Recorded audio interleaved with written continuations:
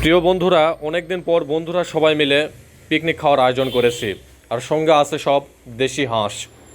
তো রান্না করবে সাব্বির, আমাদের এখানকার সবচেয়ে ভালো রান্না করে সাব্বির।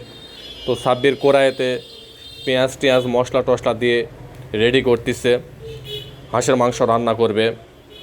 তো কিছুক্ষণ পরে হাঁসের মাংস সাব্বির উঠাই দিল, রান্না বান্না শুরু হয়ে গেছে। আর পাশে আছে আসলাম, আসলাম তাকে সহযোগিতা করতেছে।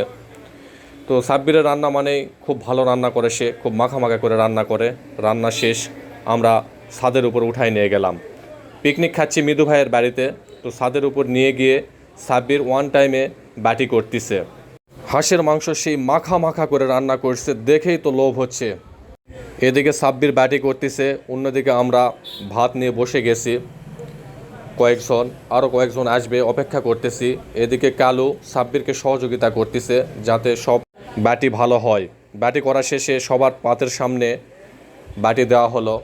যেমন সুইট আছে, কামু আছে, আলমগীর আছে, সোহেল বাবু আছে, শাহিন আছে, রায়হান আছে, আশিক ডাক্তার আছে, কালু আছে, মৃদু আছে, পবিত্র আছে। তো আমরা সবাই মিলে খাওয়া দাওয়া করতেছি, অনেক আড্ডা দিলাম, সবাই একসঙ্গে হয়েছি।